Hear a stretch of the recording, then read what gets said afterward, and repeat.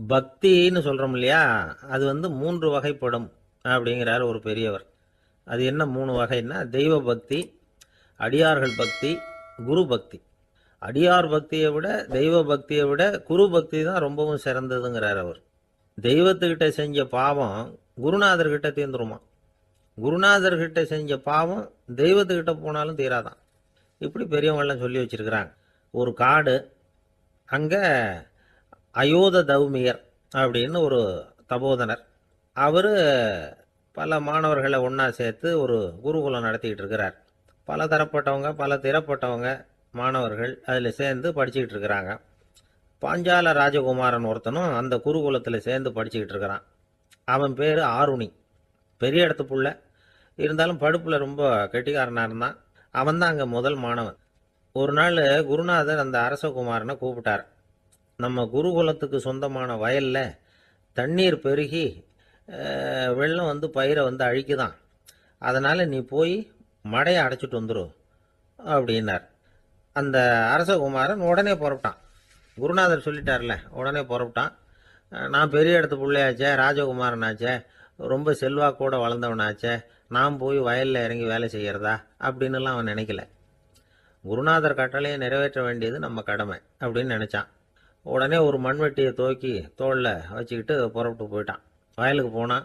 பார்த்தான், தண்ணி கரையை உடச்சிக்கிட்டு வயலுக்குள்ளே ஏகமாக பாஞ்சிக்கிட்டு இருக்குது. இவன் மண்வெட்டியால் களிமண்ணை புல்லோடு சேர்த்து புல் பத்த மாதிரி வெட்டி வெட்டி போட்டான். இருந்தாலும் மடையை அடைக்க முடியல.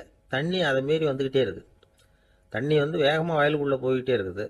போடுற பத்தையெல்லாம் கரைஞ்சி கரைஞ்சி போயிட்டுருக்கு. இருந்தாலும் இவன் தன்னுடைய முயற்சியை கைவிடலை. வெட்டி வெட்டி போட்டுக்கிட்டே இருக்கிறான். காலையில் அங்கே போனவன் சாயந்தரம் வரைக்கும் இப்படி செஞ்சுக்கிட்டு இருக்கிறான். உடம்பும் மனசும் ரொம்பவும் சோர்ந்து போச்சு. இருந்தாலும் குருநாதர் இட்ட கட்டளையை நிறைவேற்றாமல் இருக்கிறோமேங்கிற ஒரு குறை அவனுக்கு இருக்குது. குரு கட்டளையை நிறைவேற்றாத நான் வந்து இன்னமும் இருக்கணுமா அப்படின்னு யோசனை பண்ண ஆரம்பிச்சிட்டான். என்ன செய்யலாம்னு பார்த்தான். நம்ம குருநாதர் இட்ட பணிக்காக இந்த உடம்பையே தியாகம் பண்ணலாம் அப்படின்னு முடிவு பண்ணான். தண்ணி பாயுதில் அதுக்கு குறுக்க விழுந்து அப்படியே மடையை அடைச்சிக்கிட்டு அப்படியே படுத்துட்டான். இது மற்றவங்களுக்கு தெரியாது. அன்னைக்கு ராத்திரி ஒரு விளக்கு முன்னாடி உட்காந்து குருநாதர் பிள்ளைங்களுக்கு பாடம் சொல்லி கொடுத்துக்கிட்டு இருக்கிறார். வரிசையில் இருக்கக்கூடிய ராஜகுமாரனை காணலை. நம்ம ஆருணி எங்கே போனா அப்படின்னு சொல்லி மற்ற மாணவர்களை விசாரித்தார். இப்போ அவங்க சொன்னாங்க, சுவாமி, அவன் காலையில் வயலுக்கு வந்து மடையை அடைக்கிறதுக்காக போனான், நீங்கள் தான் போக சொன்னீங்க, இன்னும் திரும்பி வரல அப்படின்னு அவர் பையன். குருநாதர் உடனே ஒரு தீவெட்டி எடுத்துக்கிட்டு மாணவர்களை அழைச்சிக்கிட்டு வயலுக்கு போனார். அங்கே போய் பார்த்தா ஆளை காணும். ஆருணி ஆருணின்னு சொல்லி சத்தம் போட்டு கூப்பிட்டு பார்க்குறார். நான் இங்கே இருக்கேன் குருநாதா அப்படின்னு காலுக்கு அடியிலேருந்து ஒரு சத்தம் வருது. குனிஞ்சு பார்த்தா அவன் மடையில் படுத்துருக்கிறான். என்னப்பா இதுன்னார். காலையிலேருந்து இந்த மடையை அடைச்சி பார்த்தேன் சுவாமி, முடியல, அதனால் இப்படி குறுக்க படுத்துட்டேன். என்னை தாண்டறதுக்கு பயந்து போய் தண்ணியை தேங்கி நின்றுட்டுது அப்படின்னா. அவனுடைய குரு பக்தியையும் அவனை தாண்டறதுக்கு அஞ்சு நிற்கிற தண்ணி தேக்கத்தையும் பார்த்துட்டு எல்லாரும் ரொம்ப ஆச்சரியப்பட்டு போயிட்டாங்களாம். ஆருணி எழுந்திரிச்சு வா அப்படின்னு கூப்பிட்டாரான் குருநாதர். அவன் தண்ணீரை பொழந்துக்கிட்டு எழுந்திரிச்சு வந்தானான். அதனால் அவனுக்கு வந்து உத்தாலகன் அப்படின்னு ஒரு பேர். உத்தாலகன்னா தண்ணீரை பிளந்தவன் அர்த்தம். அந்த உத்தாலகன் மாதிரி இந்த காலத்து மாணவர்களுக்கும் குரு பக்தி வேணும் அப்படின்னு சொன்னோம் ஒரு பள்ளிக்கூடத்தில். உடனே நிறைய மாணவர்கள் எழுந்திரிச்சு நின்னாங்க. சார், நீங்கள் எங்களை வந்து இன்னமும் சரியாக புரிஞ்சுக்கலன்னு நினைக்கிறோம். அன்னைக்காவது ஒருத்தன் அப்படி இருந்தான், இன்னைக்கு ஏகப்பட்ட உத்தாலகர்கள் இருக்கிறோம். எங்கள் வாத்தியார் கட்டளை இட்டா இப்போவே அது மாதிரி வயலுக்கு போய் மடையில் குறுக்கப்படுத்துக்கிறதுக்கு இந்த வகுப்பில் உள்ள அத்தனை பேரும் தயாராக இருக்கிறோம் அப்படின்னாங்க. அப்படியா அப்படின்னு சொல்லி கேட்டோம் ரொம்ப சந்தோஷமாக. ஒருத்தன் ரொம்ப அடக்கமாக எழுந்திரிச்சான். அப்புறம் சொன்னான், ஆமாம் சார், வகுப்பில் வந்து இவர் நடத்துகிற பாடத்தை கேட்டுக்கிட்டு இருக்கிறத விட பேசாமல் போய் மடையில் படுத்துடுறது ஒன்றும் கஷ்டமான காரியமாக இருக்காது, அதனால தான் எல்லாரும் அங்கே போகிறேன்னு சொல்கிறோம் அப்படிங்கிறான். ஒரு ஊரில் ஒரு ராஜா இருந்தார். அந்த ராஜாவுக்கு ஒரு மந்திரி. ராஜா ரொம்ப நியாயமானவர், நேர்மையானவர், கண்டிப்பானவர். தப்பு செய்கிறது யாராக இருந்தாலும் தண்டனை கொடுப்பார். வேண்டியவங்களுக்கு ஒரு நியாயம், வேண்டாதவங்களுக்கு ஒரு நியாயங்கிறதெல்லாம் அவர்கிட்ட கிடையாது. ஒரு சமயம் அரசவையில் அந்த அமைச்சரே வந்து விதிமுறைகளுக்கு புறம்பா ஏதோ நடந்துகிட்டு இருக்கார். மன்னருக்கு கோபம் வந்துட்டுது. உடனே அந்த அமைச்சரை கிட்டத்தில் கூப்பிட்டு அவர் கன்னத்தில் ஓங்கி ஒரு அறை கொடுத்துட்டாராம். உடனே அந்த அமைச்சர் என்ன பண்ணார் தெரியுமா, நேராக போனார். அங்கே நின்றுகிட்டு இருந்த இன்னொருத்தர் கன்னத்தில் ஓங்கி அரைஞ்சார். அறை வாங்கினவர் திகைச்சு போயிட்டார். இவர் ஏன் நம்மளை வந்து அரைகிறார் அப்படின்னு யோசனை பண்ணார். மன்னரும் திகைச்சு போயிட்டார். நாம இவரை அரைஞ்சா அதுக்காக இவர் போய் இன்னொருத்தரை அரையணுமா அப்படின்னு யோசனை பண்ணார் அவர். இவருக்கு என்ன பைத்தியமானு கூட நினைக்க ஆரம்பிச்சுட்டார். ஆனால் என்ன ஆச்சுன்னா, அப்புறம் அமைச்சர் அவர் கவனிச்சுக்கிட்டு இருந்தாரா, அவர் இன்னொருத்தர் அரைஞ்சார் இல்லையா, அந்த அறை வாங்கின ஆசாமியை பார்த்து கத்திக்கிட்டு இருந்தார் யார் அமைச்சர். ஏன்பா என்கிட்ட அறையை வாங்கிக்கிட்டு இப்படி விவரம் இல்லாமல் நின்றுட்டு இருக்கிறியே, நான் உனக்கு கொடுத்ததை நீ வேற யாருக்கிட்டையாவது கொடுத்துரு அப்படின்னார். உடனே அந்த ஆள் பார்த்தான், தனக்கு அடுத்தபடியாக நின்றுக்கிட்டு இருந்தவனை ஓங்கி ஒரு அறை அரைஞ்சான். அவன் கண்ணத்தை தடவிட்டே யோசனை பண்ணான். இது ஏதோ புரிஞ்சுக்கிட்ட மாதிரி அடுத்தாப்புல நின்றுட்டு இருந்தவனை அரைஞ்சான். இப்படி இந்த அறை வந்து மாறி மாறி போய்கிட்டே இருக்குது. ஊரு பூரா பிரயாணம் பண்ண ஆரம்பிச்சுட்டுது. அன்னைக்கு ராத்திரி அந்த ராஜா படுக்கிறதுக்காக போனார். அந்த நேரம் பார்த்து அவர் கண்ணத்தில் பலார்னு ஒரு அறை விழுந்தது. நம்மளே அரையிறது யாரு அப்படின்னு அதிர்ச்சியோட மன்னர் திரும்பி பார்க்கறாரு. அரைஞ்சது அவரோட மனைவி. என்னாச்சு உனக்குன்னு கத்துனார் ராஜா. உங்களுக்கு தெரியாதா, ஊர் பூரா ஒருத்தர் மாற்றி ஒருத்தர் மூலமா இந்த அறை வந்து பிரயாணம் பண்ணிட்டு வருது அப்படின்னாங்க அந்த அம்மா.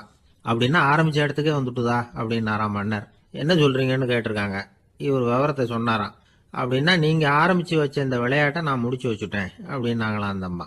மறுநாள் காலை மறுபடியும் அரசவை கூடிச்சு அந்த அமைச்சர் மன்னரை பார்த்து கேட்டார், என்ன மகாராஜா, என்கிட்ட கொடுத்ததை திருப்பி வாங்கிட்டீங்களா அப்படின்னாராம்.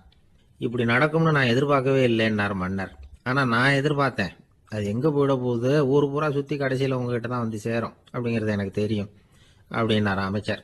இந்த கதை வந்து வேடிக்கையாக இருந்தால் கூட இதில் உள்ள கருத்து முக்கியமானது. இந்த உலகத்தில் பல கருத்துக்கள் இப்படி தான் மாறி மாறி சுற்றி வந்துக்கிட்டே இருக்குது. நம்மளும் ஒருத்தன் தன்னுடைய நண்பன் ஒருத்தனை கடத்தெருவில் பார்த்தான். உடனே ஓடி போய் பலார்னு ஒரு அறை கொடுத்தானா. அவன் கண்ணத்தை தடவிட்டு ஏன்டா என்ன அரைஞ்சேன்னு கேட்டிருக்கான். நீ ஏன்டா என்ன முட்டாள்னு என் மனைவிட்ட போய் சொன்னேன் அப்படின்ட்டுருக்கான் அவன். உன்னை ஒரு முட்டாள்னு சொன்னதுக்காகவா நீ என்ன அரைஞ்ச அப்படின்னு கேட்டிருக்கான் இவன்.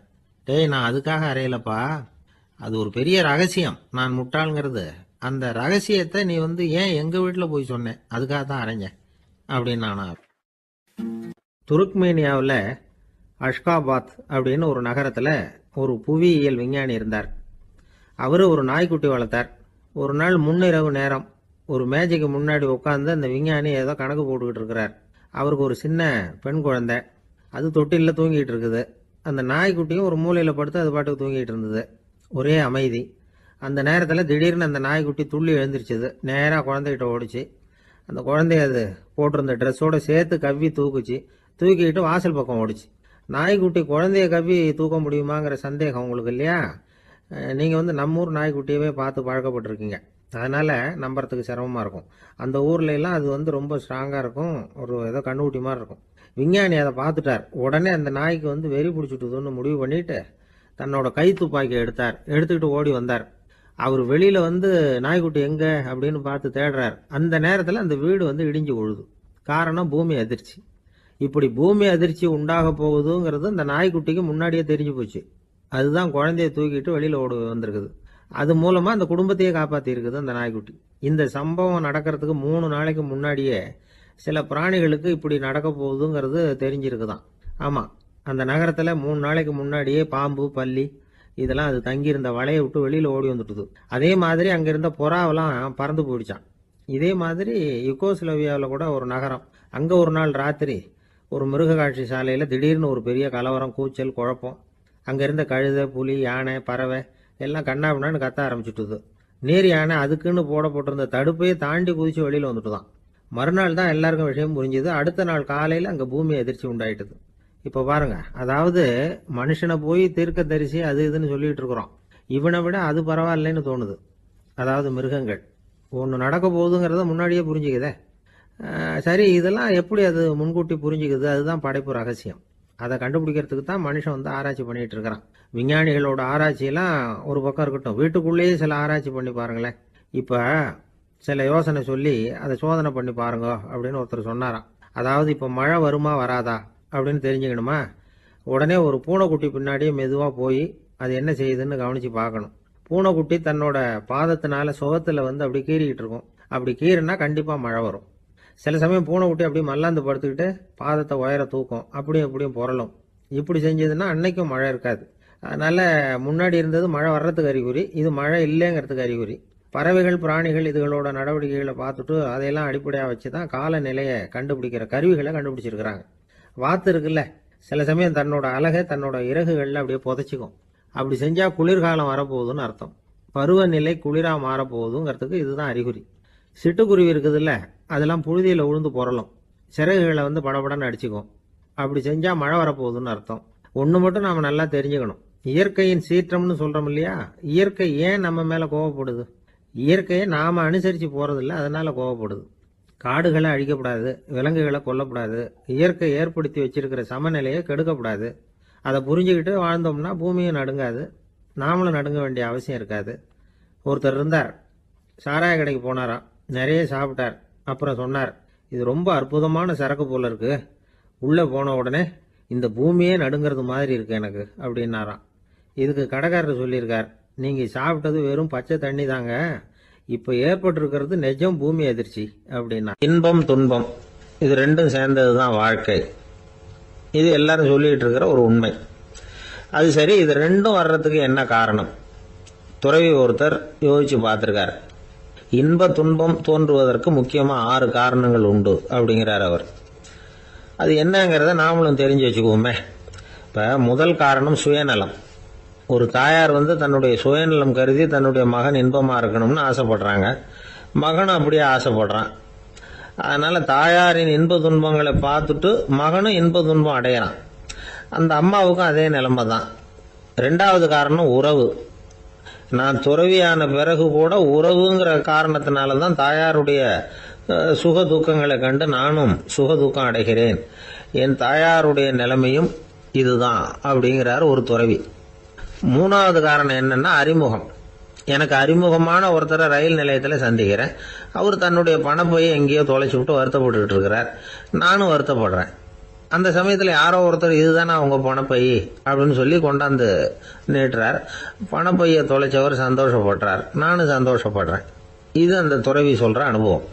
4வது காரணம் என்னன்னா கருணை. எனக்கு முன்னே பின்ன தெரியாத ஒருத்தனை யாரோ ஒருத்தன் அடிச்சு காயப்படுத்தி போடுறான். கருணை காரணமா நான் அதுக்காக துக்கப்படுறேன். 5வது காரணம் எதையும் நம்புறது. ஒரு பசுமாட்டை ஒரு முரணை அடிச்சுக்கிட்டு இருக்கிறான் அப்படின்னு ஒருத்தர் நம்மகிட்ட சொல்றாருன்னு வைங்க, உடனே நான் துக்கப்படுறேன். இன்னொருத்தர் அந்த முரணனை போலீஸ்காரங்க பிடிச்சிட்டு போயிட்டாங்கன்னு சொல்லி சொல்றாரு, நான் உடனே சந்தோஷப்படுறேன். 3வதா ஒருத்தர் முதல் 2 பேரும் சொன்னது பொய்யுங்கிறார். அப்போ நான் இன்ப துன்பம் ரெண்டுமே இல்லாம நிம்மதியா இருக்கிறேன். இது ஒரு விதம். அடுத்தது 6வது காரணம் என்னன்னா தன்மயமாகுதல். ஒரு நாவல் படிச்சுக்கிட்டு இருக்கிறோம், அதுல வர்ற பாத்திரங்களோட நாம ஒன்றி போயிடுறோம். அதுல வர்ற பாத்திரங்கள் சிரிச்சுதுன்னா நாமளும் சிரிக்கிறோம், அது அழுதுன்னா நாமளும் அழறோம். அதெல்லாம் அந்த துறவி சொல்ற அனுபவ உண்மைகள். இன்ப துன்பம் இது ரெண்டும் தோன்றுவதற்கு சுயநலம், உறவு, அறிமுகம், கருணை, எதையும் நம்புறது, தன்மயமாகிறது, இது எல்லாம் தான் முக்கிய காரணம் அப்படின்னு அவர் சொல்றார். ஆக கூடி ஒட்டு மொத்தமா யோசனை பண்ணி பார்த்தா பிற பொருள்கள் மீது பற்றுதல் காரணமா தான் நாம இன்ப துன்பம் அடையிறோம் அப்படிங்கிறத புரிஞ்சுக்க முடியுது. மனுஷன் இன்ப துன்பம் அடையறதுக்கு 7வது காரணம் கூட ஒன்று உண்டு அப்படின்னு சொல்லிட்டே வந்தார் ஒருத்தர். அது என்ன அப்படின்னு கேட்டோம். அதுதான் சார் இந்த நீங்க சொல்லிட்டு வர்ற இன்று ஒரு தகவல்னார். எப்படி சொல்றீங்கன்னு கேட்டோம். இன்று ஒரு தகவல் கேட்க ஆரம்பிக்கிறப்போ மனசுல இன்பம், ஆரம்பிச்ச உடனே இது ஏற்கனவே கேட்ட சமாச்சாரமாச்சே அப்படின்னு நினைக்கிறப்போ துன்பம் அப்படின்னு அதுக்கு ஒரு விளக்கம் கொடுத்தார் அவர். ஒரு வயசான பாட்டியும் தாத்தாவும் ஒரு பூங்காவில் உட்காந்து பேசிக்கிட்டு இருக்கிறாங்க. அவங்களுக்கு கல்யாணம் ஆகி 53 வருஷம் ஆச்சு. பிள்ளைங்கள்லாம் படிச்சு பெரிய பெரிய வேலையில் இருக்கிறாங்க. பேரன் பேத்திகளும் நல்ல நிலைமையில இருக்கிறாங்க. இந்த தாத்தாவும் பாட்டியும் சிரிச்சு பேசிக்கிட்டு இருந்ததை ஒரு பெரியவர் பார்த்தார். அவருக்கு ஆச்சரியமா இருந்தது.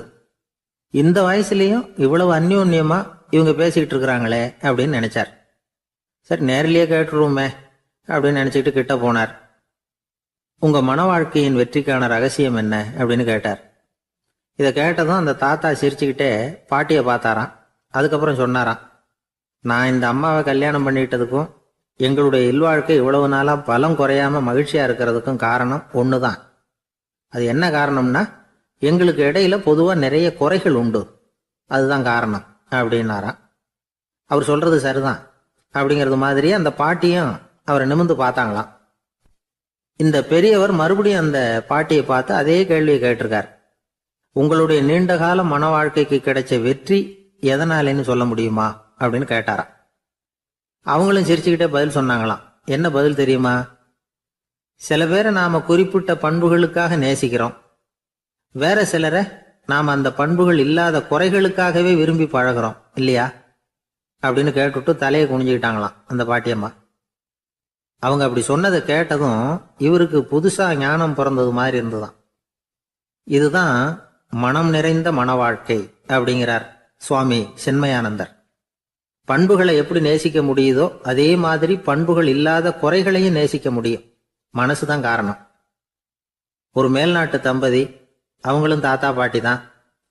அவங்க 2 பேரும் ஒரு பூங்காவில் உட்காந்து சிரிச்சு பேசிக்கிட்டு இருக்கிறாங்க. அதை ஒருத்தர் பார்த்தார். அவருக்கு ஆச்சரியம், இவ்வளவு காலம் ஆகி இந்த வயசுலயும் இப்படி அன்பா பேசிக்கிட்டு இருக்கிறாங்களே அப்படிங்கிற ஆச்சரியம். கிட்ட நெருங்கி போனாரு. கேட்டார், ஏன் தாத்தா உங்களுக்கு கல்யாணம் ஆகி எவ்வளவு வருஷம் ஆச்சுன்னார். 55 வருஷம் ஆச்சுன்னாராம் அவரு. இன்னமும் இவ்வளவு சந்தோஷமா இருக்கிறீங்களே, அதுக்கு என்ன காரணம்னு கேட்டிருக்கார். அதுக்கு என்ன காரணம்னா, இதுவரைக்கும் எங்களுக்குள்ள சண்டையே வந்ததில்லை அப்படின்னாராம். அது எப்படி முடியும்னு கேட்டிருக்கார் இவர் ஆச்சரியமா. அந்த தாத்தா சொல்ல ஆரம்பிச்சாராம், இதை பாருப்பா, எங்களுக்கு கல்யாணம் ஆன புதுசுல நானும் என்னுடைய மனைவியும் ஒரு குதிரை மேலே ஏறி ஒரு காட்டு வழியா போய்கிட்டு இருந்தோம். கொஞ்ச தூரம் போனதும் அந்த குதிரை எடக்கு பண்ணிச்சு. நான் உடனே கீழே இறங்கி அந்த குதிரையை பார்த்து, இது உனக்கு முதல் தடவை அப்படின்னு மிரட்டலா சொல்லிவிட்டு ஏறி உக்காந்தேன். மறுபடியும் போனோம். கொஞ்ச தூரம் குதிரை நல்லபடியா நடந்து போச்சு. மறுபடியும் எடக்கு பண்ண ஆரம்பிச்சுட்டுது. நான் கீழே இறங்கினேன். கையில் இருந்த சாட்டையால ஓங்கி ஒரு அடி கொடுத்தேன். இது உனக்கு 2வது தடவை அப்படின்னு சொல்லிவிட்டு ஏறி உக்காந்தேன். மறுபடியும் குதிரை கொஞ்ச தூரம் நல்ல விதமா நடந்து போச்சு. அப்புறமும் எடக்கு பண்ண ஆரம்பிச்சுட்டுது. அந்த சமயத்துல ஒரு ஆற்று பாலத்தை கடந்து போய்கிட்டு இருக்கிறோம். நான் கீழே இறங்கினேன். என்னுடைய மனைவியையும் கீழே இறங்க சொன்னேன். அந்த குதிரையை பிடிச்சி அப்படியே ஆத்துல தள்ளி விட்டுட்டேன். தள்ளி விட்டுட்டு, இது உனக்கு கடைசி தடவை அப்படின்னு சொன்னேன். அதை பார்த்ததும் என் மனைவி பதறி போயிட்டாங்க. போய், ஐயோ பாவம், என்ன இப்படி பண்ணிவிட்டீங்க, உங்களுக்கு மனசுல கொஞ்சம் கூட இறக்கமே இல்லையா அப்படின்னாங்க. நான் மெதுவா இவங்க பக்கம் திரும்பி, இது உனக்கு முதல் தடவை அப்படின்னேன். அவ்வளவுதான். அன்னையிலிருந்து இன்னைய வரைக்கும் ஒரு நாள் கூட எங்களுக்குள்ள சண்டையே வந்ததில்லை அப்படின்னு விளக்கம் கொடுத்தார் அந்த தாத்தா. மனிதர்கள்ல சில பேர் ரொம்ப வித்தியாசமா நடந்துக்குவாங்க. மற்றவங்களுக்கு அது ரொம்ப ஆச்சரியமா கூட இருக்கும். அந்த ஆள் ஒரு மாதிரி பார்த்து நடந்துக்கோ அப்படின்னு கூட சொல்றது உண்டு. இவங்களை பார்த்து நாம பித்து குளியும்போம். உளவியல் இவங்களை எக்ஸென்ட்ரிக்ஸ் அப்படின்னு சொல்லுது. இவங்களை மனநோயாளிகள்னு தவறா புரிஞ்சுக்க கூடாது. அவங்க வேற, இவங்க வேற. எக்ஸென்ட்ரிக்ஸ் பத்தின சில விவரங்கள் ஒரு புத்தகத்துல இருக்கு. அதாவது ஸ்காட்லாந்துல ஒரு உளவியல் மருத்துவர் அதை எழுதியிருக்கிறார். அவர் பேரு டாக்டர் டேவிட் வீக்ஸ். அவருக்கு ஒரு உதவியாளர் இருந்தாராம். அவர் பேரு கேட் வுட். இவங்க 2 பேரும் சேர்ந்து இங்கிலாந்து பூரா சுத்தி பார்த்திருக்காங்க. 3 வருஷம் சுத்தினாங்களாம். நான் சொன்னது மாதிரி ஒரு மாதிரியா இருக்கிற ஆசாமிகள் பல பேரை சந்திச்சு பேசி அவங்கள பத்தி ஆய்வுலாம் நடத்தி இருக்கிறாங்க. அப்படி நடத்தி அதை ஒரு புத்தகமா எழுதியிருக்கிறாங்க. நிறைய பேசி பார்த்துட்டு அவங்க சொல்லி இருக்கிறத கேட்டா ரொம்ப ஆச்சரியமா இருக்குது. நாம இவங்களை பார்த்து பித்துக்குழிங்கிறோம், எக்ஸென்ட்ரிக்ஸ் அப்படின்னு சொல்றோம், கிண்டல் கூட பண்றோம். ஆனா அவங்களோட அறிவு ரொம்ப தெளிவானதான். இந்த ஆராய்ச்சியாளர்கள் சொல்றாங்க. அவங்க உடல் நலமும் ரொம்ப நல்லா இருக்குதான். உடம்புலயும் எந்த கோளாறும் இல்லையா. அவங்களுக்கு மகிழ்ச்சியும் அதிகமா, ஆயுளும் அதிகமா. அவங்கள பல பேர் என்ன சொல்றாங்கன்னா, நீங்க நினைக்கிறது மாதிரி இல்லை நாங்க, ஆனா நாங்க மற்றவங்கள்ல இருந்து வேறுபட்ட தன்மை உள்ளவங்க அப்படிங்கிறத ஒத்துக்கிறாங்களாம்.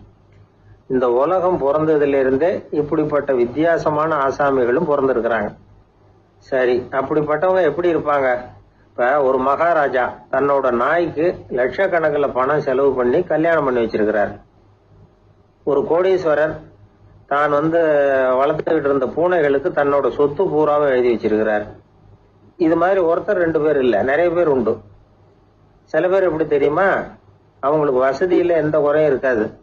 வீடு, காரு, பணம் எல்லாம் தாராளமா இருக்கும். அப்படி இருந்தாலும் அவங்க கிட்ட ஒரு பழக்கம் இருக்கும். யாராவது ஒரு நண்பர் வீட்டு விசேஷத்துக்கு போயிருப்பார், இல்லைன்னா ஒரு கடைக்கு போயிருப்பார். அவங்க ரொம்பவும் மரியாதையா வரவேற்று எல்லாம் பண்ணிட்டு இருப்பாங்க. ஆனா இவரு அவங்களுக்கு தெரியாம ஏதாவது ஒரு பொருளை திருடி பாக்கெட்ல போட்டுட்டு வந்துருவார். அப்படி வந்தாதான் இவருக்கு திருப்தி. பல பேர் அவங்க வளர்த்த பிராணிகளுக்கு பளிங்கு கல்லால சமாதி கட்டி வச்சிருக்கிறாங்க. இப்படிலாம் பண்றாங்க. பல பேர் அவங்களுக்கு பிடித்தமான ஒருத்தர் எப்படியோ அதே மாதிரி தலைமுடி, தாடி வச்சுக்கிறது, உடை உடுத்திக்கிறது, மலை குகையில போய் குடியிருக்கிறது, இப்படி எவ்வளவோ வினோதமான நடவடிக்கைகள். இவங்களையெல்லாம் ஆய்வு பண்ணின டாக்டர் வீக்ஸ் என்ன சொல்றாரு தெரியுமா? பொதுவா இவங்க உயர்ந்த புத்திசாலிகளா இருக்கிறாங்க. ஒருமைப்பட்ட மனம், கருமையுமே கண்ணான பண்பு, தனிமையை நாடுற மனப்பான்மை எல்லாம் இவங்களுக்கு உண்டு. அவங்கள பல பேர் அவங்க பெற்றோருக்கு முதல் குழந்தை அல்லது ஒரே குழந்தை இப்படிதான் இருக்கிறாங்க. இது மாதிரியானவங்க பெண்கள் ஒரு பங்குன்னா ஆண்கள் 2 பங்கு. இவங்கெல்லாம் ஆக்கப்பூர்வமான செயல் செய்யறாங்க. அப்படிப்பட்டவங்களா தான் இருக்கிறாங்க. அடுத்தவங்க கிட்ட அன்பு காட்டுறவங்களா இருக்கிறாங்க. உற்சாகம் ஊட்டுறவங்களா இருக்கிறாங்க. அவங்களுடைய ஆக்கப்பூர்வமான பணிகளுக்கு ஊக்கம் கொடுத்தா அவங்க மன சந்தோஷமும் உடல் நலமும் பெருகும், ஆயுளும் கூடும். இதெல்லாம் அந்த டாக்டருடைய கண்டுபிடிப்பு. பித்துக்குளித்தனத்துக்கும் மனநோய்க்கும் வித்தியாசம் உண்டுங்கிறத சொல்றதுதான் இந்த தகவல். அதனால ரெண்டும் ஒண்ணுன்னு நினைச்சிடக்கூடாது. ஒரு நண்பன் ஒருத்தனை பத்தி சொல்றோம். அவன் எந்த வகைன்னு நீங்களே முடிவு பண்ணுங்களேன். அவன் ஒரு கல்யாண வீட்டுக்கு போய் சாப்பிட்டுட்டு வெளியில வந்தோம். அவங்க கூட வெளியில வந்த உடனே ரொம்ப நேரமா தன்னோட செருப்பை தேடிட்டு இருந்தான். என்னப்பா இன்னுமா உன் செருப்பு கிடைக்கல அப்படின்னு கேட்டோம். இல்ல என்னது முன்னாடியே கிடைச்சுட்டுது, அதை விட நல்லதா ஏதாவது கிடைக்குமான்னு பாக்குறேன் அப்படின்னா. ஊர்ல ஒரு ஞானி இருந்தார். ஒரு நாள் அவரை தேடிட்டு ஒருத்தர் வந்தார். வந்தவர் ஞானியை பார்த்து ஒரு கேள்வி கேட்டார். ஐயா, உங்களுடைய சாதனை என்ன? இதுதான் அவர் கேட்ட கேள்வி. இத கேட்டதும் அந்த ஞானி நிமிர்ந்து இவரை பார்த்தார். அப்புறம் சொன்னார், அது ஒன்றும் பெரிய விஷயம் இல்லை, அது ரொம்ப எளிமையான ஒண்ணு. எப்ப எனக்கு பசிக்குதோ அப்ப நான் சாப்பிட்டுருவேன், எப்ப எனக்கு தூக்கம் வருதோ அப்ப நான் தூங்கிடுவேன், அவ்வளவுதான் அப்படின்னாரு. கேள்வி கேட்டவர் ஒரு மாதிரி ஆயிட்டார். ஐயா, இதே தானே நாங்களும் செய்யறோம், இதுல என்ன அதிசயம் இருக்கு அப்படின்னார். இப்ப அந்த ஞானி சொன்னாராம், இங்கதான் நீங்க தப்பு பண்றீங்க அப்படின்னாராம். அப்படியான்னாரு இவரு. ஆமா அப்படின்னாராம். நீங்க செய்யற தவறு எனக்கு புரியுது. ஏன்னா நான் உங்களை மாதிரி நான் வாழ்ந்து பார்த்திருக்கிறேன். அதனால என்னுடைய அனுபவத்துல உங்களுக்கும் எனக்கும் உள்ள வித்தியாசத்தை உணர முடியுதுன்னாரா. என்ன சொல்றீங்க, எனக்கு ஒன்னும் புரியலையேன்னாரா இவரு. இத பாருங்க, சாப்பிடுறதுங்கிறது நாம 2 பேருக்கும் பொதுவான ஒரு காரியம்தான். ஆனா நீங்க சாப்பிடுறதுக்கும் நான் சாப்பிடுறதுக்கும் வித்தியாசம் இருக்கு அப்படின்னாராம். என்ன வித்தியாசம்னு கேட்டிருக்கார். நீங்க பசி இல்லாத பொழுது சாப்பிடுறீங்க, இப்போ சாப்பிடுற நேரம் வந்துட்டுது அப்படிங்கறதுக்காக சாப்பிடுறீங்க. சாப்பாடு ருசியா இருக்கு அப்படிங்கறதுக்காக சாப்பிடுறீங்க. எது தேவைங்கிறது தெரியாம சாப்பிடுறீங்க. அது மாதிரி தூக்கமும் உங்களுக்கு ஒரு பழக்கமா போட்டுது. இப்போ இது தேவையா இல்லையா அப்படிங்கறத பத்தி நீங்க யோசிச்சு பாக்குறது இல்ல. சாப்பிடும் பொழுது 1000 வேலைகளை மனசுல நினைச்சுக்கிட்டு இருப்பீங்க. அதனால அது சாப்பிடுதலா இருக்காது. அதே மாதிரி நீங்க தூங்கும் பொழுதும் அது தூங்குதலா இருக்காது. ஏகப்பட்ட கனவுகள் வரும். உங்க மனசு மேலும் மேலும் கனவுகளை உருவாக்கி கொண்டே இருக்கும். அதனால எனக்குள்ள நடக்கிறது வேற மாதிரி, நீங்க நினைக்கிறது மாதிரி இல்ல.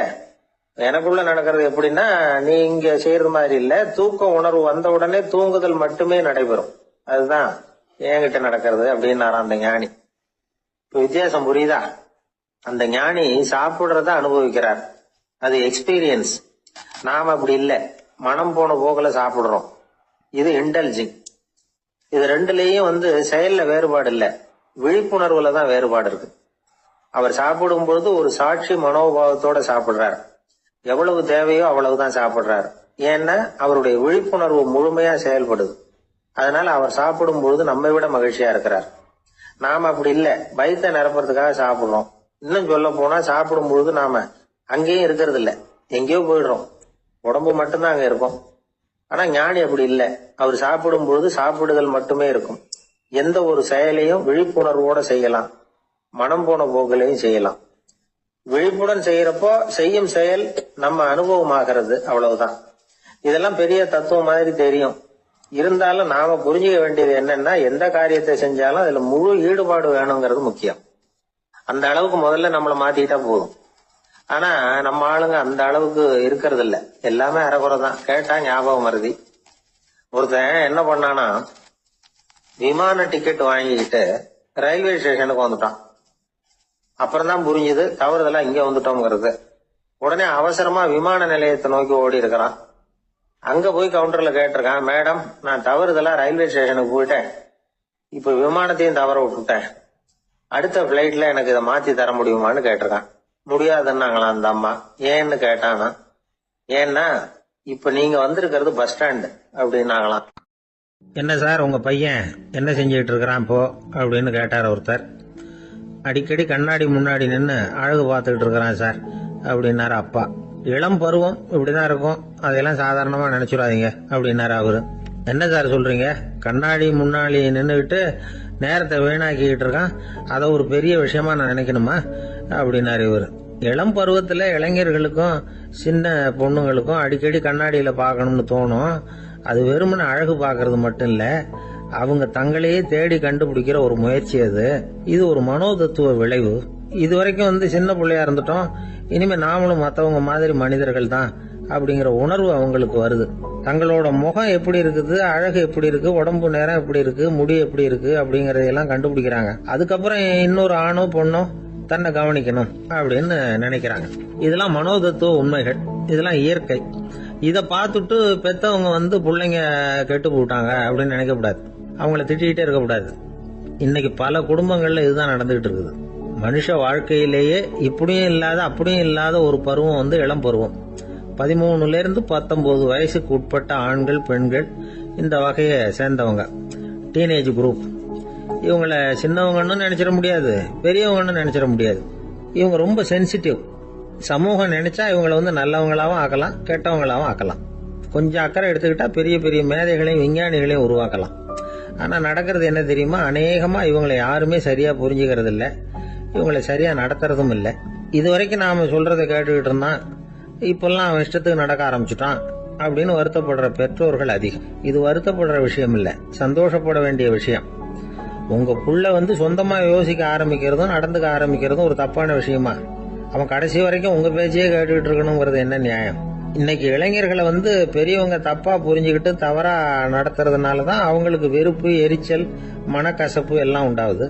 பெத்தவங்க சரியா மதிக்கிறது இல்ல அப்படிங்கிற ஒரே காரணத்தினாலேயே வீணா போகிற பிள்ளைங்க இன்னைக்கு அதிகம்.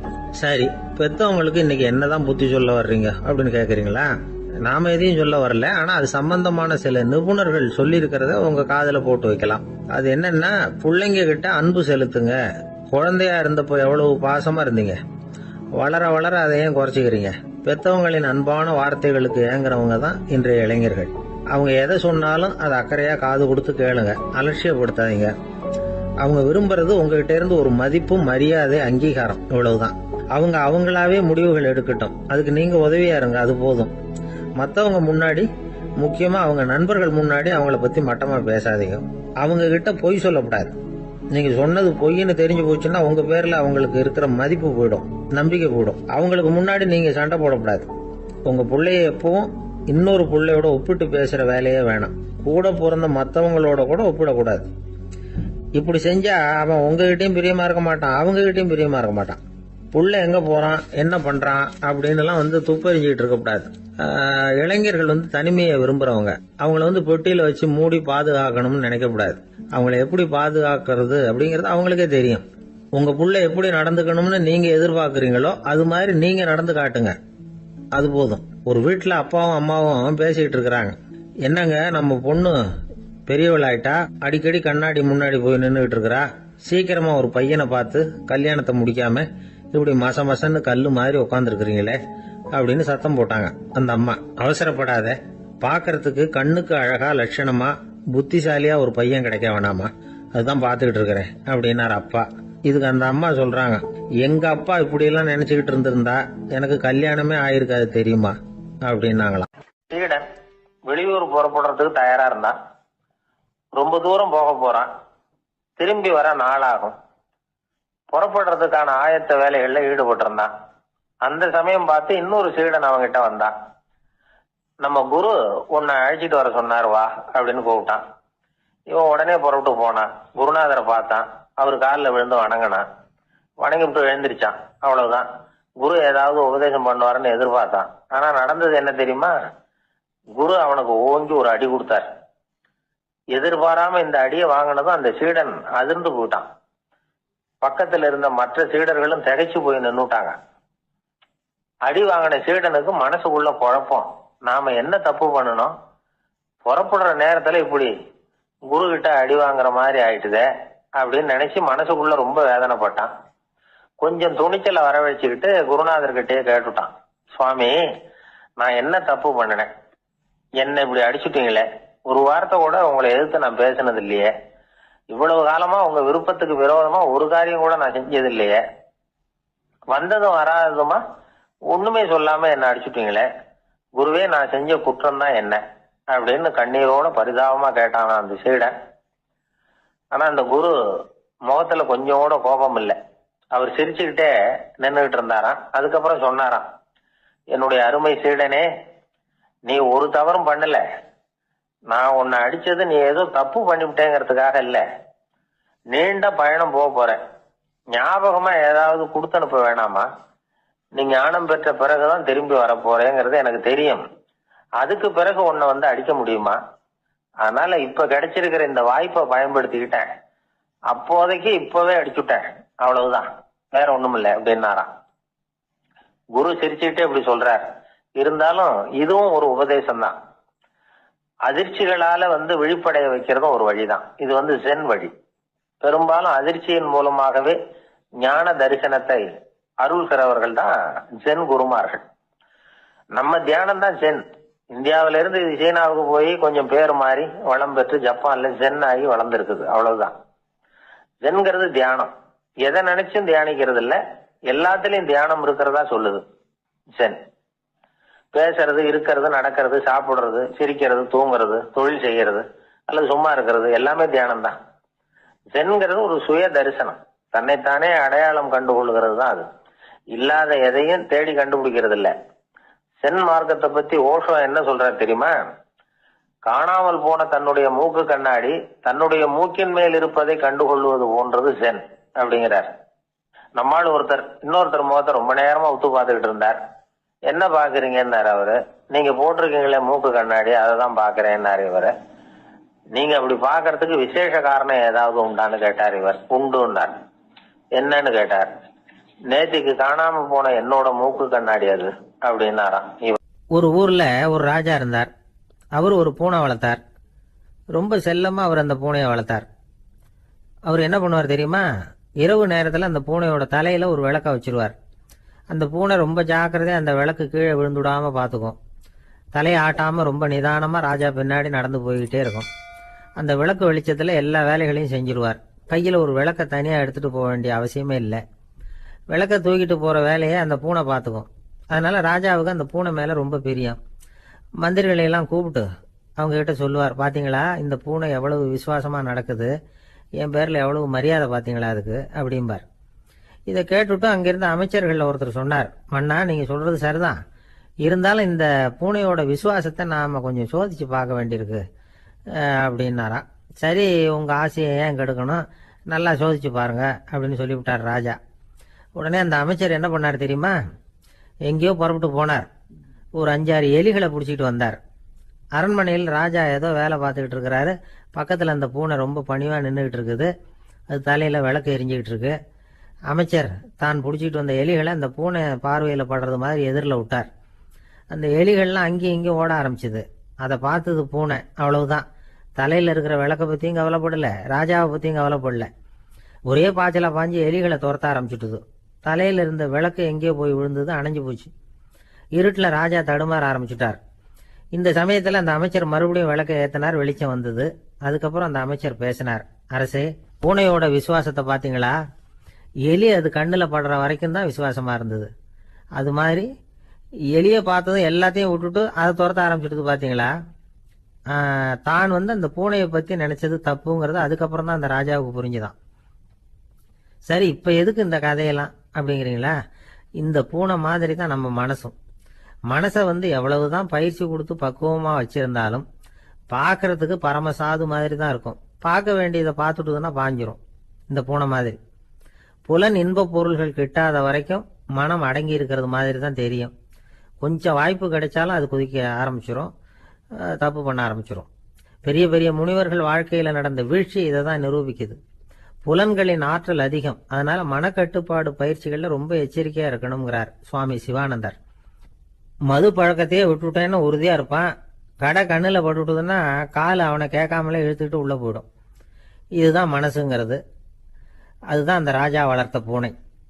நம்மால் ஒருத்தன் அந்த ராஜா பூனை தலையில விளக்க வச்சது மாதிரி இவன் தன்னுடைய தலையிலேயே ஒரு விளக்கை ஏற்றி வச்சுக்கிட்டு என்னத்தையோ தேட ஆரம்பிச்சான். தேடிட்டு இருக்கிறான். தலையை ஆட்டாம நிதானமா நடந்து ரொம்ப நேரமா தேடிட்டு இருக்கிறான். அந்த சமயம் அங்க வந்த ஒருத்தர் என்னத்தை தேடுறீங்கன்னு கேட்டார். அதுதான் மறந்து போச்சு அப்படின்னு இழுத்தான். சரி, கொஞ்சம் இப்படி உட்காருங்க, ஞாபகம் வந்ததும் தேட ஆரம்பிக்கலாம் அப்படின்னாரு அவரு. இவன் கொஞ்ச நேரம் உட்காந்து யோசிச்சான். அப்புறம் திடீர்னு எழுந்திரிச்சான். ஞாபகம் வந்துட்டுதுன்னா. என்னன்னு கேட்டார். எங்க வீட்டில் இருந்த விளக்க எங்க வச்சேன்னு தெரியல, அதை தான் தேடிட்டு இருக்கிறேன், ஏற்றி வைக்கலாம்னு பார்க்குறேன் அப்படின்னா. ஒரு ராஜா இருந்தார். நாடு பூராவும் நிறைய மரங்களை நட்டு வளர்க்கணுங்கிறது அவரோட ஆசை. தானே அதுக்கு முன்மாதிரியா இருக்கணும்னு நினைச்சார். அரண்மனையை சுற்றி மரங்களை நட்டு வளர்த்தார். இதை பார்த்துட்டு ஜனங்களும் அவங்கவுங்க வீட்டை சுற்றி மரக்கன்றுகளை நட்டு வளர்த்தாங்க. கொஞ்ச காலத்தில் ஊர் பூரா பசுமையாக மாறிச்சு. எல்லாருக்கும் சந்தோஷமா இருந்தது. இது ஒரு பக்கம் இருக்கட்டும். இப்போ நான் சொல்ல போகிற கதை வேற. அதாவது அந்த ராஜா ஒரு நாள் தன்னுடைய அரண்மனையை சுற்றி இருக்கிற விதவிதமான மரங்களை எல்லாம் போய் பார்த்தார். எப்படி இருக்கிறீங்க அப்படின்னு ஒவ்வொரு மரத்துக்கிட்டையும் விசாரிச்சாராம். எந்த மரமும் சந்தோஷமா இருக்கிறதா தெரியல. அதுக்கும் மனசுல ஒரு குறை. முதல்ல ஆலமரத்துக்கிட்ட போனார். அது சொல்லிச்சு, மண்ணா, நான் நல்லா பெருசா வளர்ந்துருக்கிறேன், அடர்த்தியா இருக்கிறேன், கிளையெல்லாம் 4 பக்கமும் நல்லா படர்ந்து தான் இருக்குது, இருந்தாலும் எந்த பிரயோஜனமும் இருக்கிறதா தெரியல. எனக்கு என்னுடைய பழம்லாம் ரொம்ப சின்னதாக இருக்குது, என் கண்ணுக்கு சரியாக புறப்பட மாட்டேங்குது. நான் இருக்கிற சைஸுக்கு என்னுடைய கிளையில் இருக்கிற பழம்லாம் எவ்வளவு பெருசாக இருக்கணும், அது இத்தினூண்டு இருக்கிறது எனக்கு பெரிய அவமானமாக இருக்குது. இப்படி இங்கே நின்றுக்கிட்டு இருக்கிறதே ரொம்ப கூச்சமாக இருக்குது. ஒரு நல்ல புயல் வந்ததுன்னா பேசாமல் சாஞ்சு விடலாமான்னு பார்க்குறேன் அப்படின்னு புலம்புது ஆலமரம். சரி, இருக்கட்டும்னு நினச்சிக்கிட்டு ராஜா அடுத்தபடியாக ஒரு அத்தி மரத்துக்கிட்ட போனார். அதுவும் புலம்ப ஆரம்பிச்சுட்டுது. நான் கூட பெரிய மரம் தான், இல்லை இலையெல்லாம் அழகாக தான் இருக்குது, பழம் அழகாக இருக்குது, இருந்தாலும் உள்ள விஷயம் இல்லையே, அத்தி பழத்தை புட்டு பார்த்தா அத்தனையும் சொத்த அப்படின்னு பழமொழியே உண்டாயிட்டுதே. இப்படி ஒரு கெட்ட பேரோட நான் இருக்கணுமா அப்படின்னு புலம்புது அது. சரி, இது இருக்கட்டும் அப்படின்னு சொல்லி அடுத்தபடியாக வேப்ப மரத்துக்கிட்ட போனார். அது தன்னுடைய வேதனையை வெளியிட்டது. எனக்கு எவ்வளவோ மருத்துவ குணங்கள்லாம் இருக்கிறதா சொல்லிக்கிறாங்க, இருந்தாலும் என்ன பிரயோஜனம், என்னுடைய பழத்தை மனிதர்கள் யாரும் விரும்பி சாப்பிட்றது இல்லையே அப்படின்னுது. ராஜா அடுத்தாப்புல இருந்து ஒரு பனை மரத்துக்கிட்ட போனார். நான் நல்லா உயரமாக தான் வளர்ந்துருக்கிறேன், மற்ற மரங்கள்லாம் என்னை வந்து அண்ணாந்து தான் பார்க்கணும், இருந்தாலும் என்கிட்ட நிழலுக்காக யாரும் வந்து ஒதுங்கிறது இல்லையே அப்படின்னுது. என்ன இது, எல்லா மரமும் இப்படி திருப்தி இல்லாமல் இருந்துகிட்டு இருக்குதே அப்படின்னு நினச்சிக்கிட்டே ராஜா அடுத்தபடியாக அங்கே இருந்த ஒரு பைன் மரத்துக்கிட்ட போனார். அழகாக உயரமாக பசுமையாக தான் இருந்தது, ஆனால் பழமோ பூவோ கிடையாது. அதை நினச்சி அது வருத்தப்பட்டுக்கிட்டு இருக்குது. ஓக் மரம் அது ஒன்று நின்றுட்டு இருந்தது. அது என்ன சொல்லிச்சுன்னா, இலையுதிர் காலத்தில் என் மேலே இருக்கிற எல்லா இலைகளும் உதிர்ந்து போடுது, முடி கொட்டின மனிதர்கள் மாதிரி மொட்டையாக நான் நிற்க வேண்டி இருக்குது, என்ன வாழ்க்கை இது அப்படின்னு சொல்லி அழுத்துக்கிட்டது. சரி, புளிய மரம் என்ன சொல்லுது பார்ப்போம்னு அதுகிட்ட போனால், என்னுடைய நிழலில் யாருமே தங்க மாட்டாங்க, உடம்புக்கு சூடுன்னு ஒதுங்கி போயிடுவாங்க, அடிமரத்தை பார்த்தீங்கன்னா பட்டையெல்லாம் உறிஞ்சி பார்க்கறதுக்கே கேவலமாக இருப்பேன் அப்படின்னுது அது. முருங்கை மரம் என்ன சொல்லிச்சு தெரியுமா, என்னுடைய இலை காயெல்லாம் சாப்பிட்றவங்களுக்கு சத்து கொடுக்கறது வாசம் தான், ஆனால் என் உடம்புல சத்தே கிடையாது, கொஞ்சம் வேகமாக காற்று அடிச்சதுன்னா முறிஞ்சி விழுந்துடுறேன், என்ன வாழ்க்கை இது அப்படின்னு சொல்லி அது வருத்தப்பட்டது. ராஜா யோசனை பண்ணார். என்ன இது, மரங்கள் வந்து பூமியின் வரங்கள்னு சொல்கிறோம், மழை பெய்யறதுக்கு அதுதான் காரணம், பூமி செழிப்பாக இருக்கிறதுக்கும் அதுதான் காரணம், வீடு கட்டுறதுக்கு மரம், நாற்காலி செய்ய உபயோகப்படுத்துறதுக்கும் அதுதான் உபயோகப்படுது, மனுஷனுக்கு வேண்டிய ஆகாரங்களையும் கொடுக்குது, இப்படிலாம் இருந்தும் எல்லா மரமும் நிம்மதி இல்லாமல் இருந்துகிட்டு இருக்குதே அப்படின்னு நினைச்சார். அப்போ அங்கே இருந்த ஒரு மகிழ மரம் அவர் கண்ணில் பட்டுது. அந்த மரம் மட்டும் கொஞ்சம் நிம்மதியாக மகிழ்ச்சியாக இருக்கிறது மாதிரி தெரிஞ்சுது. உடனே ராஜா அதுகிட்ட போனார். உனக்கு மனசில் எதுவும் குறை இல்லையான்னு கேட்டார். இல்லை, நான் சந்தோஷமாக தான் இருக்கேன்னு அந்த மகிழ மரம். அப்படியான்னு ஆச்சரியமாக கேட்டார் ராஜா. ஆமாம் மன்னா, இந்த இடத்துல நீங்கள் ஒரு முருங்கை மரத்தையோ வேப்ப மரத்தையோ கூட நட்டிருக்கலாம், ஆனால் இந்த இடத்துல நடுறதுக்கு என்ன தேர்ந்தெடுத்திருக்கிறீங்க, அதுவே எனக்கு பெருமை, அதுவே எனக்கு திருப்தி அப்படின்னு தான் மகிழ மரம். மகிழ மரம் சாதாரணமாக தான் இருக்கும், இளம் மஞ்சள் நிறத்தில் பூக்கள், அது காய்ந்தும் மனம் வீசும். மகிழ மரம் மாதிரி மன திருப்தியோடு வாழறதுக்கு நாம் கற்றுக்கணுமா. நாம் இந்த உலகத்தில் ஒரு நாயாவோ நரியாவோ கூட பிறந்திருக்கலாம், மனுஷனாக பிறந்திருக்கிறோம், அதுவே பெருமை தானே. இந்த நிறைவு தான் மகிழ்ச்சியின் ரகசியம்.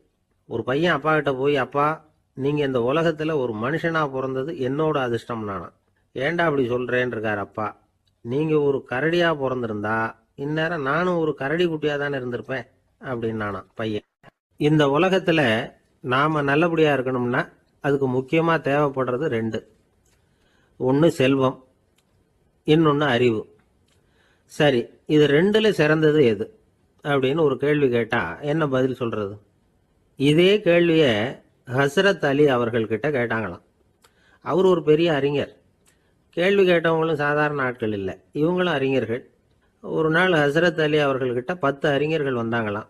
ஐயா, நாங்கள் 10 பேரும் உங்ககிட்ட ஒரே கேள்வியை தான் கேட்க வந்திருக்கிறோம். ஆனால் எங்கள் 10 பேருக்கும் நீங்கள் தனித்தனியாக பதில் சொல்ல முடியுமா அப்படின்னு கேட்டிருக்காங்க. அதாவது அவங்க ஒரே கேள்விக்கு இவர்கிட்ட இருந்து 10 விதமான பதில் எதிர்பார்க்குறாங்க. சரி கேளுங்க, என்ன கேள்வி அப்படின்னார் அவர். அப்போதான் அவங்க கேட்டாங்களாம், செல்வம் அறிவு இது ரெண்டுல சிறந்தது எது? இதுதான் கேள்வி. ஹசரத் அலி என்ன பண்ணார் தெரியுமா? அவங்கள ஒவ்வொருத்தராக கூப்பிட்டார். ஒவ்வொரு விதமான பதிலை சொல்லி அனுப்புனார். முதல்ல ஒருத்தரை கூப்பிட்டார், சொன்னார், அறிவுங்கிறது தீர்க்கதரிசிகள், ஞானிகள், மகான்கள் இவங்களோட பரம்பரை சொத்து. ஆனால் செல்வம்ங்கிறது கொடுங்கோலரின் ஆயுதம். அதனால் அறிவு தான் சிறந்தது அப்படின்னார். ரெண்டாவது ஆளை கூப்பிட்டார். உங்ககிட்ட செல்வம் இருந்தால் நீங்கள் தான் அதை காப்பாற்றணும். ஆனால் அறிவு உங்களை எப்பவும் காப்பாற்றும். ஆகவே அறிவு தான் சிறந்தது அப்படின்னார். மூணாவது ஆளை கூப்பிட்டார். செல்வந்தனுக்கு எப்போதும் விரோதிகள் அதிகம், ஆனால் அறிஞனுக்கு நண்பர்கள் அதிகம். அதனால் அறிவு தான் சிறந்ததுன்னார். அடுத்தவரை கூப்பிட்டார். செல்வம் அடுத்தவங்களுக்கு கொடுக்க கொடுக்க குறையும், ஆனால் கல்விங்கிறது அதிகரிச்சுக்கிட்டே வரும், கொடுக்கறதுனால குறையாது. அதனால் அறிவு தான் சிறந்ததுன்னார். இன்னொருத்தரை கூப்பிட்டார். அறிவுள்ளவன் எப்பவும் அதை அடுத்தவங்களுக்கு வாரி வழங்கிக்கிட்டே இருப்பான். அதனால் அவங்ககிட்ட தாராளத்தன்மை இருக்கும். ஆனால் செல்வந்தன்கிட்ட கஞ்சத்தனம் தான் இருக்கும். அதனால் அறிவு தான் சிறந்ததுன்னார். ஆறாவது நபரை கூப்பிட்டார். செல்வத்தை கள்வர்கள் திருடிட்டு போக முடியும், ஆனால் அறிவை அப்படி திருடிட்டு போக முடியாது அப்படின்னார். ஏழாவது நபரை கூப்பிட்டார். செல்வம் கால ஓட்டத்தில் அழிஞ்சிரும், ஆனால் அறிவை கால ஓட்டம் ஒன்றும் பண்ண முடியாது. ஆகவே அறிவே சிறந்ததுன்னார். எட்டாவது ஆளை கூப்பிட்டு சொன்னார், செல்வத்துக்கு எப்பவும் எல்லை உண்டு, நிறைவு உண்டு, அளவு உண்டு, கணக்கு உண்டு. ஆனால் அறிவுக்கு அப்படிப்பட்ட எல்லை எதுவும் கிடையாது. அதனால் அதுதான் சிறந்ததுன்னார். அடுத்தவனை கூப்பிட்டார். செல்வம் உள்ளத்தில் உள்ள ஒளியை போக்கிவிடும், இருட்டை உண்டாக்கிவிடும், விரிந்த மனப்பான்மையை குறுகலாக்கிவிடும். ஆனால் அறிவு அப்படி இல்லை, இருண்ட உள்ளத்தில் ஒளியை பாய்ச்சி அதை விசாலப்படுத்துது. அதுதான் சிறந்ததுன்னார். கடைசியாக 10வது நபரை கூப்பிட்டார். செல்வம் மனசில் செருக்கை உண்டாக்குது, ஆணவத்தை ஏற்படுத்துது. அதனால் நானே கடவுள்னு நினைக்கிற அளவுக்கு மனுஷனை தாழ்த்தி விடுது. ஆனால் அறிவு பணிவையும் பண்பாட்டையும் வளர்க்குது. அதனால் அறிவு தான் சிறந்ததுன்னார். ஆக இப்படி 10 பேருக்கும் 10 விதமாக பதில் சொன்னது மூலமாக ஹசரத் அலி அவர்கள் அறிவு தான் செல்வத்தை விட சிறந்தது அப்படிங்கிறதுக்கு 10 காரணங்களை சுட்டி காட்டியிருக்கார். அந்த அறிஞர் 10 பேர் கேட்ட ஒரே கேள்விக்கு 10 பதில் சொன்னார். நமக்கு வேண்டிய ஒருத்தர் 10 பேர் கேட்ட கேள்விக்கு ஒரே பதில் சொல்லி சமாளித்தார். கேள்வி என்ன தெரியுமா? என்கிட்ட வாங்கின கடனை எப்பயா திருப்பி கொடுக்க போற? இதுதான் அந்த 10 பேரும் கேட்ட ஒரே கேள்வி. இந்த மாதம் 26ஆம் தேதி தந்துடுறேன் அப்படிங்கிற ஒரே பதில் சொல்லி அவ்வளவு பேரையும் இவர் அனுப்பி வச்சுட்டாராம். எல்லாரும் போனதுக்கு அப்புறம் இவரை தனியாக கூப்பிட்டு கேட்டிருக்கிறாங்க. அது என்ன சார் கணக்கு, 26ஆம் தேதி அன்னைக்கு என்ன அதிசயம் நடக்க போகுது அப்படின்னு கேட்டிருக்காங்க. அதிசயம் அன்னைக்கு இல்லை, அதுக்கு முத நாளே நடக்க போகுதுன்னாராம். விவரமாக சொல்லுங்கன்னு இருக்காங்க. வேற ஒன்றும் இல்லைங்க, 26ஆம் தேதி தானே எல்லாரையும் வர சொல்லியிருக்கிறேன், அதுக்கு முத நாளே நான் புறப்பட்டு தலைமறைவாயிட போகிறேன் அப்படின்னாராம் ரொம்ப பெருமையாக. ஒரு தடவை கலைவாணர் NS கிருஷ்ணன் பேராசிரியர் கல்கியை சந்திச்சு பேசிக்கிட்டு இருந்தாராம். கலைவாணர் கல்கியை பார்த்து, எனக்கு கதை எழுத ஆசையா இருக்கு, எப்படி எழுதுறதுன்னு கேட்டாராம். கதை எழுதுறதுக்கு 4 மை வேணும்னாராம் கல்கி. அப்படியா, அப்படின்னா என்னென்ன கலர் மை அப்படின்னு கேட்டிருக்காரு கலைவாணர் சிரிச்சுக்கிட்டே. நான் சொன்னது கலர் மை இல்லை, அது வேற மை.